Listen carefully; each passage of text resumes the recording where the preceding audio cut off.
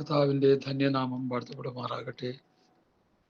ദൈവസന്നിധിയിലായിരിക്കുന്ന വാത്സല്യ ദൈവമക്കൾക്ക് വേഗം വരുന്ന യേശുക്രിസ്തുവിന്റെ നാമത്തിൽ സ്നേഹവന്ദനം. 2025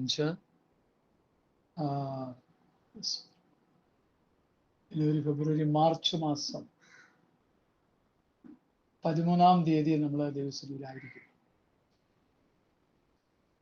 ഞാൻ വചനം ധ്യാനിക്കുമ്പോഴൊക്കെയും വളരെ പ്രാർത്ഥനയോടെ വചനം ധ്യാനിക്കുന്നു. അതുകൊണ്ട് കർത്താവിൻ്റെ ഹൃദയത്തിൽ വചനത്തിൻ്റെ പ്രകാശനം ശക്തമായിട്ട് നൽകി തരുന്നു. അതെൻ്റെ ജീവിതത്തിൽ അനുഗ്രഹമാണ്. ആ വചനത്തിൻ്റെ വെളിപ്പാടുകൾ ധ്യാനിച്ചും അത് പ്രസംഗിച്ചും ആ വചന വെളിപ്പാടിൽ സന്തോഷിച്ചും ജീവിച്ചും മുമ്പോട്ട് പോവുക. ലക്ഷ്യം കർത്താവിൻ്റെ വരവ് എന്നുള്ളതൊന്ന് മാത്രം. അനേക ദുരുപദേഷ്ടകന്മാർ എഴുന്നേറ്റ് കർത്താവ് വന്നെന്നും കർത്താവ് വരത്തില്ലെന്നൊക്കെ പ്രസംഗിച്ചുകൊണ്ടിരിക്കുക. അതിൻ്റെ നടുവിൽ കർത്താവ് വരുന്നു, തൻ്റെ ജനത്തെ ചേർക്കാൻ വരുന്നു. ഉണർന്നിരിപ്പിൻ, ഒരുങ്ങിയിരിപ്പിൻ, സദാകാലം ഉണർന്നും പ്രാർത്ഥിച്ചുകൊണ്ടിരിപ്പിൻ ശക്തിയോടെ പറഞ്ഞുകൊണ്ടിരിക്കുന്ന ഒരു കാലഘട്ടമാണ്. എൻ്റെ ഹൃദയത്തിൽ കർത്താവ് പ്രകാശിപ്പിച്ചിരിക്കുന്ന ഒരു പ്രധാന വിഷയമാണ് കർത്താവിൻ്റെ വരവിനെ കുറിച്ച് പ്രസംഗിക്കുക. കർത്താവ് വരുന്നു വരുന്നു വരുന്നു എന്ന് പഴയ നിയമം പുതിയ നിയമത്തിലൊക്കെ നമുക്ക് ക്രോഡീകരിച്ച് സംസാരിക്കാം. അതിനെ ബേസ് ചെയ്ത് നമുക്ക് സംസാരിക്കാം.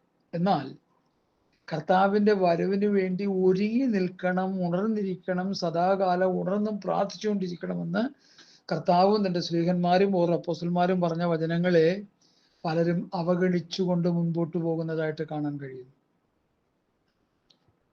കർത്താവ് വന്നാൽ നമ്മുടെ അവസ്ഥ എന്ത്? ആരെങ്കിലും ചിന്തിക്കാറുണ്ടോ അതിനെക്കുറിച്ച്? ഇന്ന് കർത്താവ് വന്ന് സഭയെടുത്താൽ അല്ലെങ്കിൽ കർത്താവ് വന്ന് നമ്മൾ രൂപാന്തരം പ്രാപിച്ച് ആകാശമേഖലയിൽ എടുക്കപ്പെടുന്ന കർത്താവ് അങ്ങനെയാണല്ലോ. ആദ്യത്തെ എൻ്റെ വരവ് ആകാശമേഖലയിലാണല്ലോ വരുന്നത്, അങ്ങനെയാണല്ലോ പഠിപ്പിക്കുന്നത്. അപ്പൊ കർത്താവ് കാഹളം ധരിച്ച് വന്നാൽ നമുക്ക് അവിടെ ചേർക്കപ്പെടാൻ പറ്റൂ? നമ്മൾ ഈയാമ്പാറ്റുകളാൽ പൊങ്ങിപ്പോവൂ? ലോകത്തിന്റെ ഭാരം മുഴുവൻ വലിച്ചു കയറ്റി നമ്മൾ മുകളിലോട്ട് പോകാൻ പറ്റാത്ത അവസ്ഥയിൽ കിടക്കുകയല്ലേ പലരും?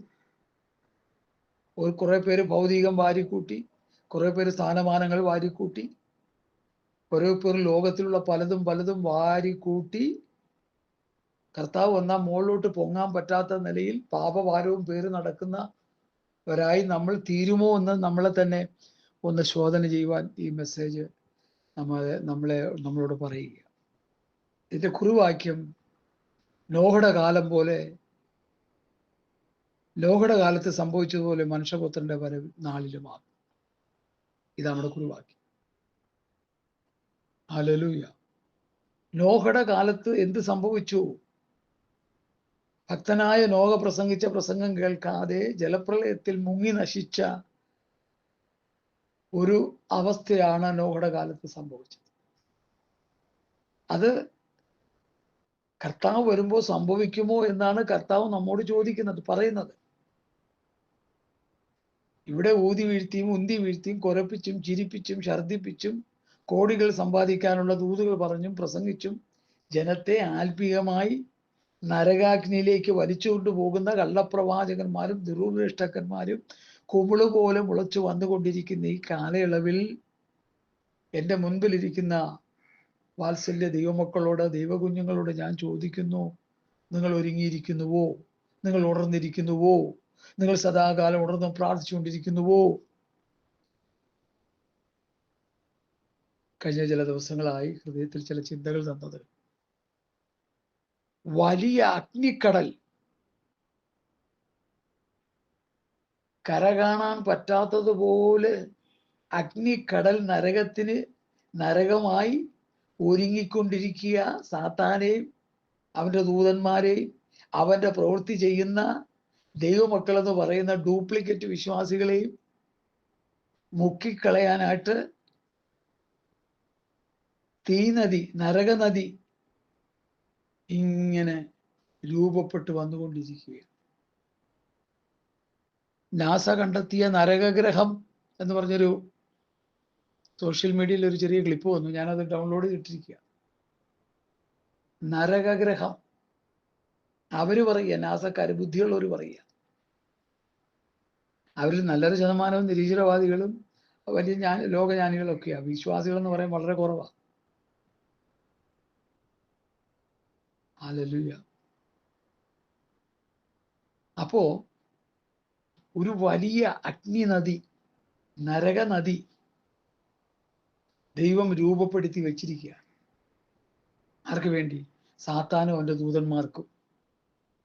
വിശ്വാസികൾക്ക് വേണ്ടിയല്ല. പക്ഷെ അവിടെ അങ്ങോട്ട് പോകുന്നത് സാത്താന്റെ സൈന്യത്തെക്കാൾ ഏറ്റവും കൂടുതൽ വിശ്വാസികളായിരിക്കുമെന്നാണ് നമ്മൾ പഠിക്കേണ്ടത്. പിന്നെ സ്വർഗത്ത് പോകാൻ ആർക്കും താല്പര്യമില്ല. സ്വർഗത്ത് പോകാൻ ആർക്കും എന്തോ ഇല്ല.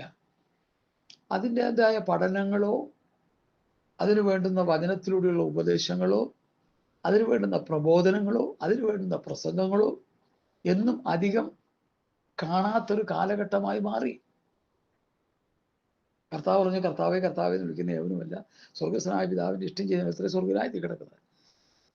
സോറി, പിതാവിന്റെ ഇഷ്ടം ചെയ്ത് സ്വർഗരാജ്യത്ത് കിടക്കാൻ ആളില്ല.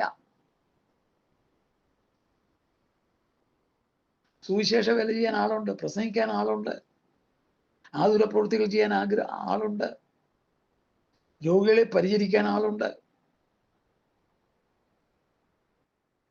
വലിയ വലിയ ചാരിറ്റബിൾ സൊസൈറ്റികൾ നടത്തി അതിൽ നിന്ന് ലാഭം കൊയ്യുന്നവരുമുണ്ട്, അത് നിസ്വാർത്ഥമായി ചെയ്ത് നല്ല പേരെടുക്കാൻ ആഗ്രഹിക്കുന്നവരുമുണ്ട്.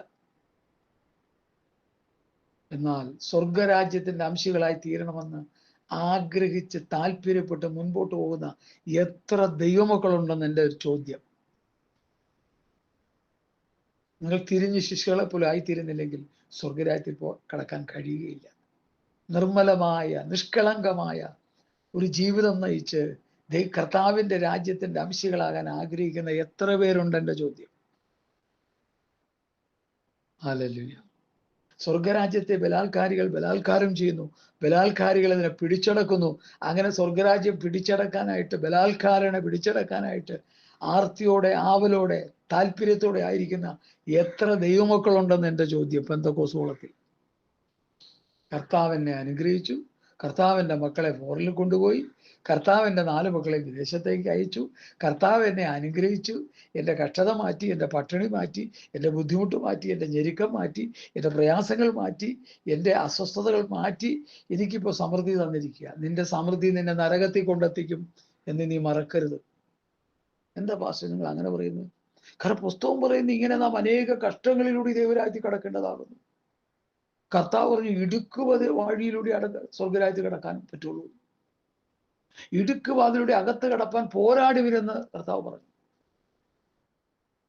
വിശാലമായ വഴി നാശത്തിലേക്കും നരകത്തിലേക്കും പതിക്കുന്നുവെന്ന് പുസ്തകം പഠിപ്പിക്കുന്നു.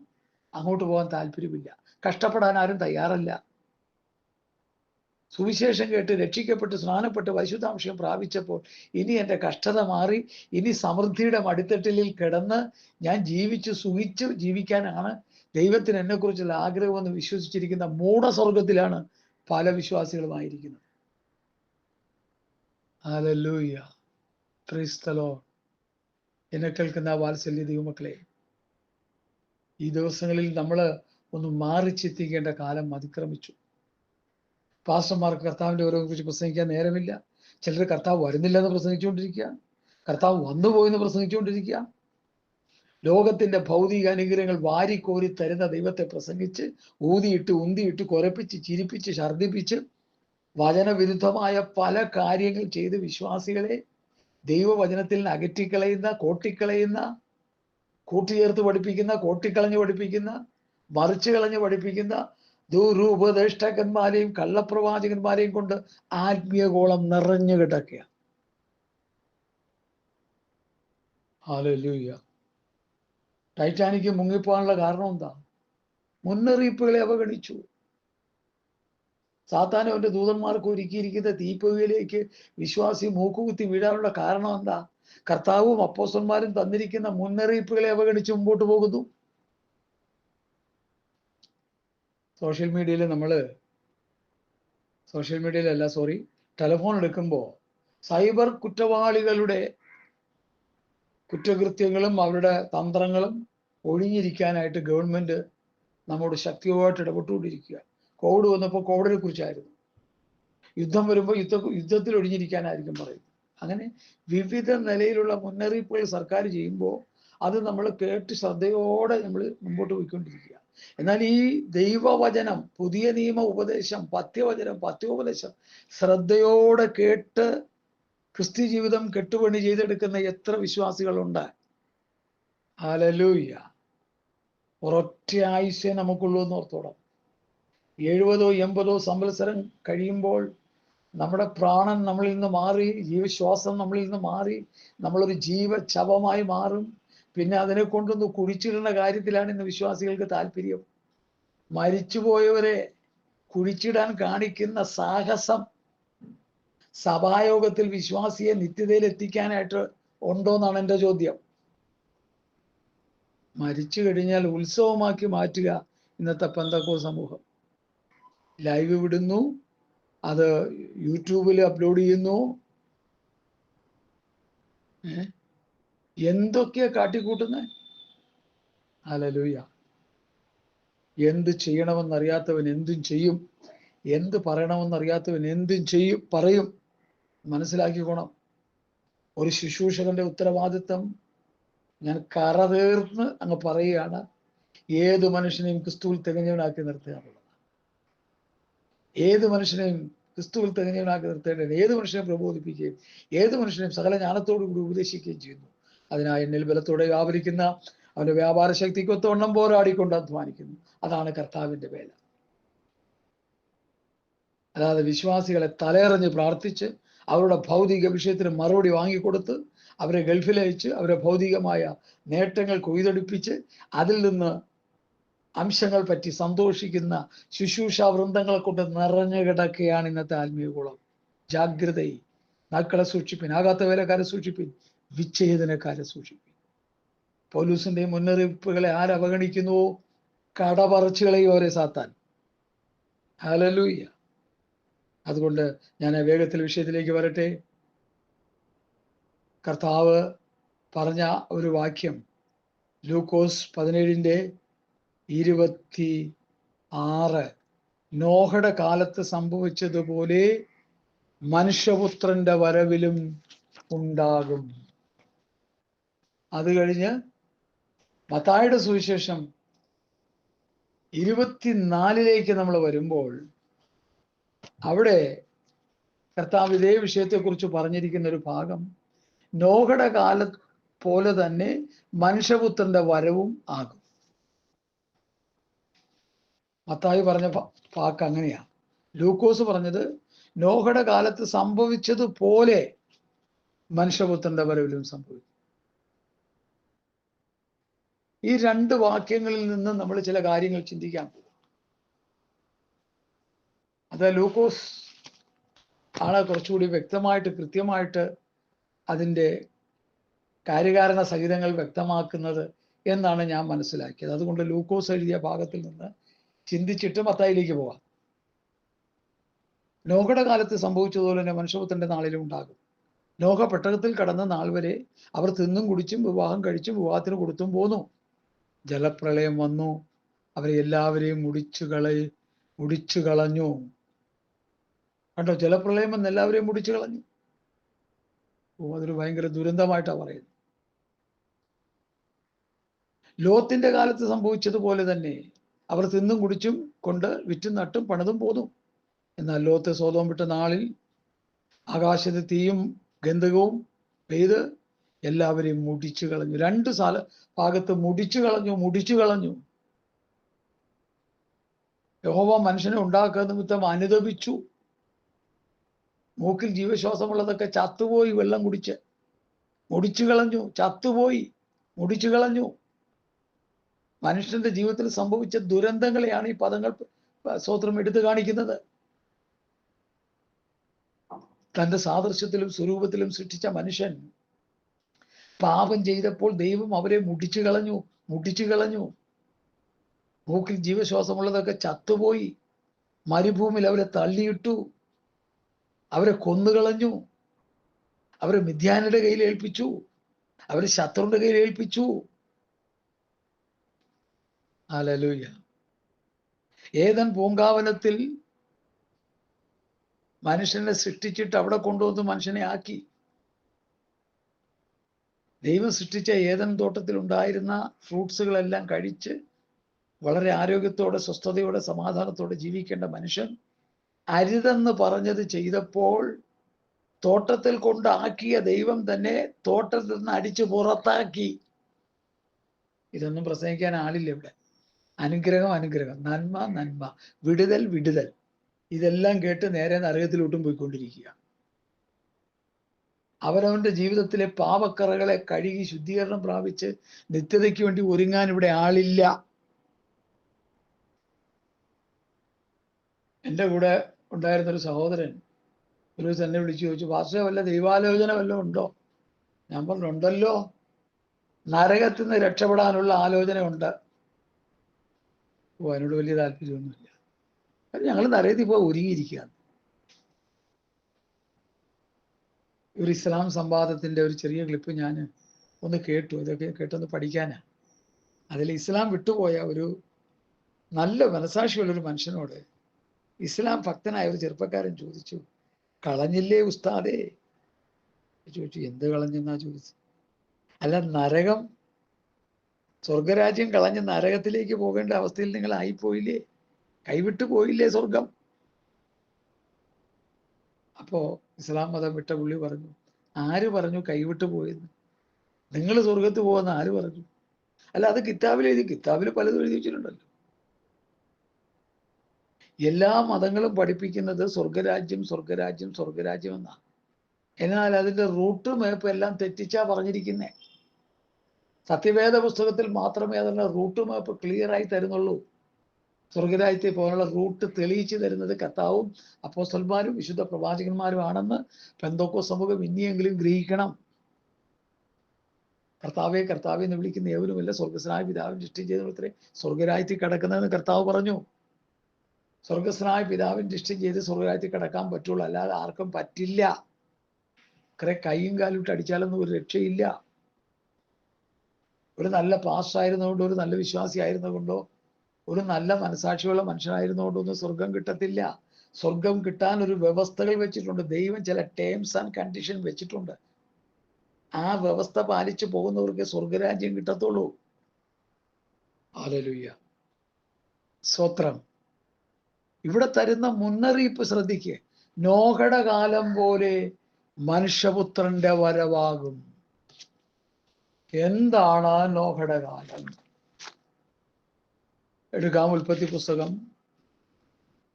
ഹല്ലേലൂയ, അതിന്റെ 6-ാമത്തെ അധ്യായം. മനുഷ്യൻ ഭൂമിയിൽ പെരുകി തുടങ്ങി, അവർക്ക് പുത്രിമാർ ജനിച്ചപ്പോൾ ദൈവത്തിന്റെ പുത്രന്മാർ മനുഷ്യരുടെ പുത്രിമാരെ സൗന്ദര്യമുള്ളവരെന്ന് കണ്ടിട്ട് തങ്ങൾക്ക് ബോധിച്ച ഏവരെയും ഭാര്യമാരായിട്ടെടുത്തു. തങ്ങൾക്ക്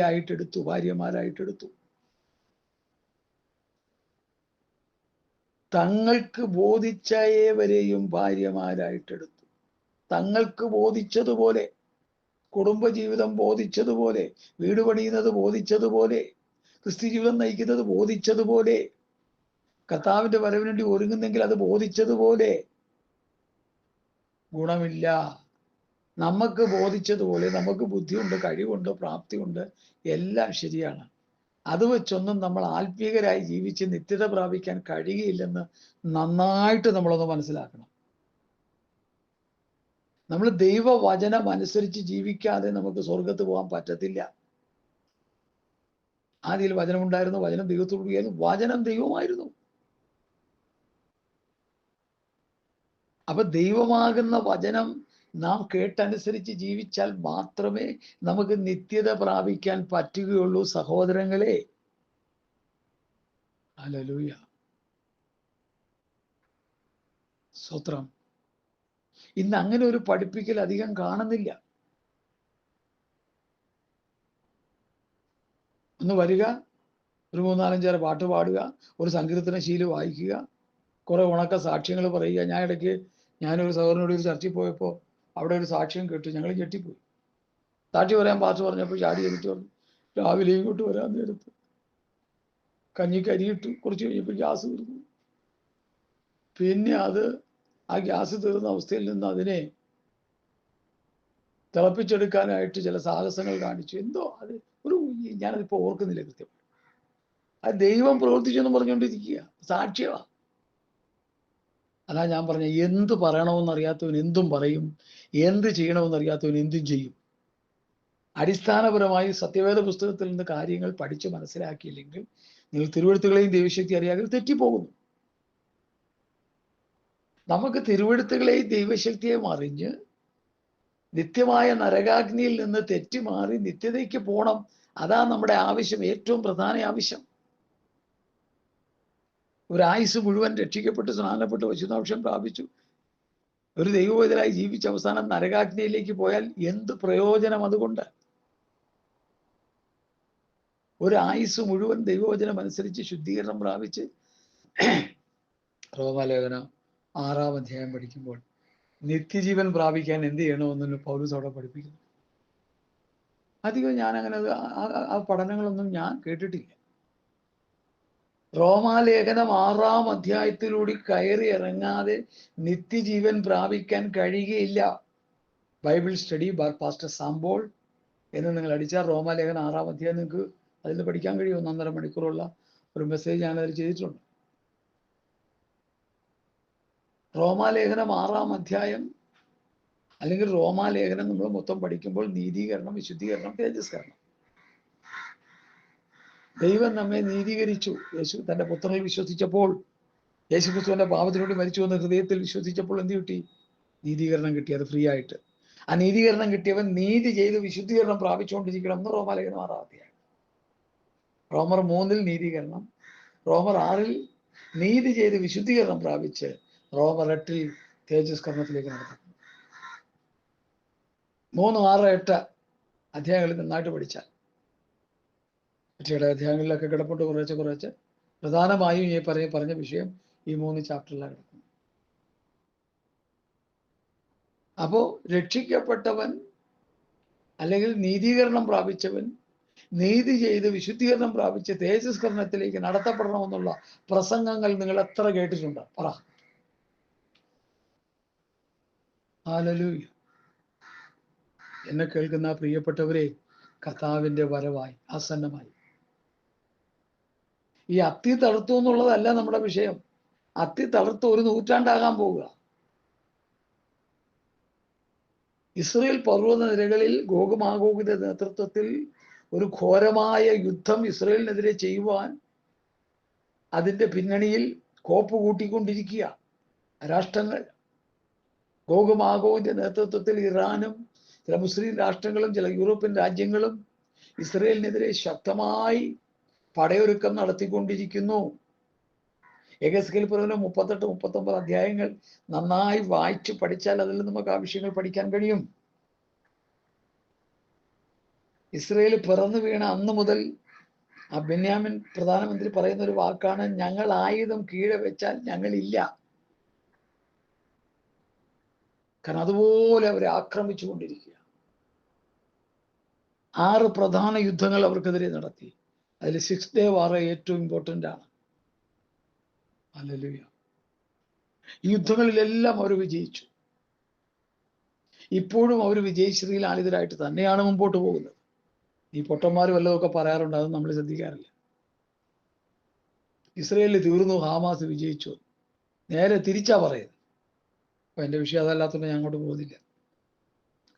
എന്നാൽ ആ ഇസ്രയേലിനെതിരെ അമേരിക്കയെ പോലുള്ള രാജ്യങ്ങൾ, സപ്പോർട്ട് ചെയ്യുന്ന രാജ്യങ്ങൾ പോലും തിരിഞ്ഞ് അവരെ സഹായിക്കാതെ അവരേകരായി ഇസ്രയേൽ രാജ്യം മാത്രമായി ഒറ്റയ്ക്ക് നിൽക്കുമ്പോൾ അവർക്കെതിരെ ശത്രു സൈന്യം ഗോഗ് മാഗോഗിന്റെ നേതൃത്വത്തിൽ വന്ന് അവരെ താളടിയാക്കി അവരെ നശിപ്പിച്ച് അവരിൽ 3-ൽ 2-നെയും നശിപ്പിച്ച് ആ 1% ദൈവത്തിന് കർത്താവിലേക്ക് നോക്കുകയും കുത്തിയവങ്കിലേക്ക് നോക്കി മാനസാന്തരപ്പെടുന്ന സമയം വരുന്നുവെന്ന് പ്രാവചനിക സൂക്തങ്ങൾ ഒരുപോലെ വിളിച്ചു പറയുന്നു. എടുത്തു പറയാൻ എൻ്റെ മുൻപിൽ സമയങ്ങളില്ല, വാക്യങ്ങൾ. അത് സംഭവിക്കുന്നതിന് മുൻപ് അരുമനാഥൻ തൻ്റെ രക്തത്താൽ വീണ്ടെടുക്കപ്പെട്ട ദൈവസഭയെ തൻ്റെ സന്നിധിയിലേക്ക് ചേർത്തുകൊള്ളും. ഈ ശബ്ദം കേൾക്കുന്ന നിങ്ങൾ ഒരുങ്ങിയിരിക്കുന്നുവോ? ഉണർന്നിരിക്കുന്നുവോ? സദാകാലം ഉണർന്നും പ്രാർത്ഥിച്ചു കൊണ്ടിരിക്കുന്നുവോ? ഹല്ലേലൂയ. നോഹയുടെ കാലത്ത് തങ്ങൾക്ക് ബോധിച്ചതുപോലെ നടന്നു ജനം. അപ്പോൾ ദൈവം പറഞ്ഞു, മനുഷ്യൻ എൻ്റെ ആത്മാവ് സദാകാലം വാദിച്ചു കൊണ്ടിരിക്കില്ല, അവൻ ജഡം തന്നെയല്ലോ, എങ്കിലും അവന്റെ കാലം 120 സംവത്സരമാകുമെന്ന് അരുളി ചെയ്തു. ബോധിച്ച പോലെ നടന്നപ്പോൾ മെതുശലേഖിന്റെ ആയുഷ്കാലം 969 ആയിരുന്നു. അതേ പേജിൽ, ഉൽപ്പത്തി പുസ്തകം 6-ാം അധ്യായം, ആ പേജിൽ തന്നെ അതിൻ്റെ ഏറ്റവും ടോപ്പിൽ 969 വരെ മെതുശലേക്ക് ജീവിച്ചിരുന്നെങ്കിൽ തങ്ങൾക്ക് ബോധിച്ചതുപോലെ നടന്നപ്പോൾ ആയുസ് 120 വർഷമാക്കി തീർത്തു. ഉൽപ്പത്തി 6:3. ഇത് നമ്മളൊന്ന് മനസ്സിലാക്കണം. മനുഷ്യൻ പാപം ചെയ്യുമ്പോൾ അവൻ്റെ ആയുസിന്റെ ദൈർഘ്യം കുറയുകയാണ്. അവർ മാരകമായ രോഗത്തിന്റെ അടിമകളായി മാറുകയാണ്. അവൻ പിശാചിന്റെ നീരാളി പിടുത്തത്തിൽ അകപ്പെട്ടു പോവുകയാണ്. ദൈവത്തോടുകൂടി വസിക്കേണ്ട മനുഷ്യൻ, ദൈവവുമായിട്ടുള്ള സംസർഗത്തിൽ എക്കാലവും ജീവിക്കേണ്ട മനുഷ്യൻ പാപം ചെയ്തപ്പോൾ ദൈവത്തിൽ നിന്ന് അന്യപ്പെട്ട് അവൻ ശാപഗ്രസ്തനായി തീരാനിടയായി.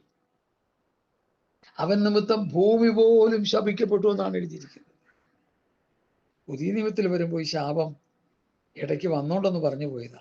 ഞങ്ങൾ നിങ്ങളുടെ അറിയിച്ചിന് വിരുദ്ധമായി ഞങ്ങളാകട്ടെ, സ്വർഗത്തിൽ നിന്ന് ദൂതനാകട്ടെ, നിങ്ങളുടെ സുവിശേഷം പറഞ്ഞാൽ ശപിക്കപ്പെട്ടവൻ. അപ്പോസ്തലന്മാർ പറഞ്ഞു വെച്ച വ്യവസ്ഥ വിട്ട് ആരെങ്കിലും സുവിശേഷം അറിയിച്ചാൽ അറിയിക്കുന്നവനും അത് കേൾക്കുന്നവനും ശപിക്കപ്പെട്ടവൻ. ഒന്ന് വിചിന്തനം ചെയ്തോണേ, ഈ ഭാഗം ഹൃദയത്തിൽ ഒന്ന് കുറിക്കൊണ്ടോണേ. ഇടയ്ക്ക് കയറി വന്നുകൊണ്ട് പറഞ്ഞു പോയത് റീമയായി ദൈവവചനങ്ങൾ ഹൃദയത്തിൽ കയറി വരും, വെളിപ്പാടായിട്ട് തരും. ലോഗോസ് എഴുതപ്പെട്ട വചനവും റീമയായി ആത്മാവുദേശിക്കുന്ന വചനവും കയറി വരും. അത് രണ്ടും കൂടി ആ പ്രസംഗം. ഹല്ലേലൂയ. അതുകൊണ്ട് നമ്മുടെ ഭാവിയെക്കുറിച്ചുള്ള ഒരു വലിയ പ്രത്യാശ നമ്മുടെ ഹൃദയത്തിലുണ്ടാകും. നോഹയുടെ കാലത്ത് സംഭവിച്ചതുപോലെ ആ മനുഷ്യന് സംഭവിച്ച ദുരന്തം നമുക്ക് സംഭവിക്കരുത്. അതാണ് ഞാൻ പറഞ്ഞ ടൈറ്റാനിക്കിന് മുന്നറിയിപ്പ് കൊടുത്തിട്ടും ടൈറ്റാനിക്ക് അതിൻ്റെ ആ വേണ്ടപ്പെട്ടവർ ക്രമീകരണങ്ങൾ ചെയ്യാത്തത് കൊണ്ട് എന്ത് പറ്റി? അത് ഇടിച്ച് തകർന്ന് നശിക്കാനിടയായി. അതിനേക്കാൾ വലിയ ദുരന്തമാണ് ഇനി സംഭവിക്കാൻ പോകുന്നത്. കർത്താവും അപ്പോസ്തലന്മാരും തന്നിരിക്കുന്ന വചനങ്ങൾ, അല്ലെങ്കിൽ ഞങ്ങൾ വാക്കിനാലോ ലേഖനത്താലോ തന്ന പ്രമാണങ്ങളെ മുറുകെ പിടിച്ച് ജീവിച്ചില്ലെങ്കിൽ വലിയ ദുരന്തത്തിലേക്കാണ് നമ്മുടെ യാത്രയെന്ന് ഇന്ന് പകൽക്കാലം പറയാൻ എനിക്ക് താല്പര്യമുണ്ട്. സത്യം പറയാൻ ആരുടെയും ശുപാർശ വേണ്ട. സത്യം വിളിച്ചു പറയാൻ ആരുടെയും വക്കാലത്ത് വേണ്ട. കർത്താവായ യേശുക്രിസ്തുവിന്റെ പഥ്യവചനവും ഭക്തിക്കൊത്ത ഉപദേശവും അതിന്റെ തനിമയിൽ വെളിപ്പെടുത്തുവാൻ ഇന്ന് ആളുകളില്ല. സംഘടന ആക്കി വെച്ചിരിക്കുന്നു, സംഘടനയുടെ മഹത്വം പറഞ്ഞുകൊണ്ടിരിക്കുക. നല്ല തീ പോലെ ദൈവവചനം ശുശ്രൂഷിച്ചിരുന്ന ദൈവദാസന്മാർ പലരും സാത്താൻ ഭൗതികം കൊടുത്തവരെ മയക്കി, കസേര കൊടുത്തവരെ മയക്കി, ലോകത്തിന്റെ സകലതും കാണിച്ചവരെ മയക്കി. ഞാൻ പറഞ്ഞല്ലോ, കഴിഞ്ഞ ചില ദിവസങ്ങൾ മുമ്പ് ഉണ്ടായ മെസ്സേജിൽ നിങ്ങൾ കേട്ടല്ലോ, കർത്താവ് എന്നോട് പരീക്ഷകൻ അടുത്ത് വന്ന് പരീക്ഷിക്കുന്ന സമയത്ത് കർത്താവ് ആ പരീക്ഷകളെല്ലാം അതിജീവിച്ചു. ദുഷ്ടപിശാചിന് നല്ല കനത്ത മറുപടി നൽകി. ഇന്നത്തെ പാസ്റ്റർമാരും ഇന്നത്തെ വിശ്വാസികളാണെങ്കിൽ എന്തായി എന്നെ സ്ഥിതിയെന്ന് ഞാൻ മുമ്പ് ചില കാര്യങ്ങൾ പറഞ്ഞത് നിങ്ങൾ ഓർക്കുന്നുണ്ടെന്ന് വിശ്വസിക്കും. ഞാൻ അതിലേക്ക് പോകുന്നില്ല. ഹല്ലേലൂയ. സ്തോത്രം, സ്തോത്രം, സ്തോത്രം. എന്നെ കേൾക്കുന്ന പ്രിയപ്പെട്ടവരെ, ഇന്ന് പകലിൽ ദൈവാത്മാവിന്റെ ഹൃദയത്തിൽ പ്രകാശിപ്പിച്ച ചില വിഷയങ്ങളാണ് ഞാൻ പറഞ്ഞുകൊണ്ടിരിക്കുന്നത്. നോഹയുടെ കാലത്ത് സംഭവിച്ച ദുരന്തം നമുക്ക് സംഭവിക്കരുത്. നോഹയുടെ കാലത്ത് നോഹ ഒരു പെട്ടകം ഉണ്ടാക്കിയെങ്കിൽ ഈ പുതിയ നിയമ കാലത്ത്, കർത്താവിന്റെ വരവിനോട് അടുത്തിരിക്കുന്ന ഈ കാലത്ത് 2025 എനിക്ക് ധൈര്യമായിട്ട് പ്രസംഗിക്കാൻ കഴിയും. നോഹയുടെ കാലത്തെ പെട്ടകമാണ് പുതിയ നിയമത്തിലെ കർത്താവായ യേശു ക്രിസ്തു. ക്രിസ്തുവിന്റെ ഉപദേശം അനുസരിച്ച് നിത്യതയിലേക്ക് പോകാൻ ഒരു ഗോൾഡൻ ഓപ്പർച്യൂണിറ്റിയാണ് ഈ ദൈവമക്കൾക്ക് കർത്താവ് തന്നിരിക്കുന്നത്. നഷ്ടപ്പെടുത്തി കളയരുത്. സുവർണാവസരം നഷ്ടപ്പെടുത്തരുത്. കർത്താവായ യേശു ക്രിസ്തുവിന്റെ പഥ്യവചനവും ഭക്തിക്കൊത്ത ഉപദേശവും അനുസരിച്ച് ജീവിച്ച് ക്രിസ്തുവാകുന്ന പെട്ടകത്തിൽ കയറി രക്ഷപ്പെട്ടുകൊള്ളണം. Hallelujah, hallelujah. ഈ അന്ത്യകാലത്ത് നമ്മൾ ക്രിസ്തുവിന്റെ ഉപദേശം, പഥ്യവചനം, പഥ്യോപദേശം ഇത് പ്രസംഗിച്ച് ജനത്തെ കേൾപ്പിക്കുന്നതിന്റെ കാരണം ഈ വചനങ്ങൾ കേട്ടനുസരിച്ച് ജീവിച്ച് നിത്യത പ്രാപിച്ചെടുക്കണം. അതിനുവേണ്ടിയാണ് പ്രസംഗിക്കുന്നത്. ഇവിടെ റേറ്റ് പറഞ്ഞ് പ്രസംഗിക്കുന്നവരുണ്ട്, ഇവിടെ ഭൗതികത്തിന് വേണ്ടി മാത്രം പ്രസംഗിക്കുന്നവരുണ്ട്, കസേരയ്ക്ക് വേണ്ടി മാത്രം പ്രസംഗിക്കുന്നവരുണ്ട്. നിത്യജീവൻ പ്രാപിക്കാൻ എന്ത് ചെയ്യണമെന്ന് പ്രസംഗിക്കുന്നവർ വളരെ കുറവാ. ഉണ്ട്, ഇല്ലെന്ന് ഞാൻ പറയുന്നില്ല, ഒരു ചെറിയ ശേഷിപ്പേ ഉള്ളൂ. ബഹുഭൂരിപക്ഷം മനുഷ്യനെ നിത്യത നഷ്ടപ്പെടുത്തുന്ന പ്രസംഗങ്ങളാണെന്ന് പറയുന്നതിൽ വേദനയുണ്ട്. കഴിഞ്ഞ ചില മാസങ്ങളായി നമ്മൾ സോഷ്യൽ മീഡിയയിൽ ആത്മീയരെന്ന് പറയുന്ന അനാത്മീകരുടെ പ്രസ്താവനകൾ കേട്ടുകൊണ്ടിരിക്കുക. ഞാനത് എടുത്തു പറഞ്ഞ് നിങ്ങളെ വ്രണപ്പെടുത്താൻ ആഗ്രഹിക്കുന്നു. ഹല്ലേലൂയ. നമ്മളെ ദൈവത്തിൽ നിന്ന് അകറ്റിക്കളയുന്ന, വചനത്തിൽ നിന്ന് അകറ്റിക്കളയുന്ന, നിത്യതയിൽ നിന്ന് അകറ്റിക്കളയുന്ന, നിത്യമായ നരകത്തിൽ തള്ളിക്കളയുന്ന പ്രസംഗങ്ങളാണ് ഈ നേരെയെന്ന് പറയുന്നതിൽ വലിയ ദുഃഖമുണ്ട്. ഹല്ലേലൂയ.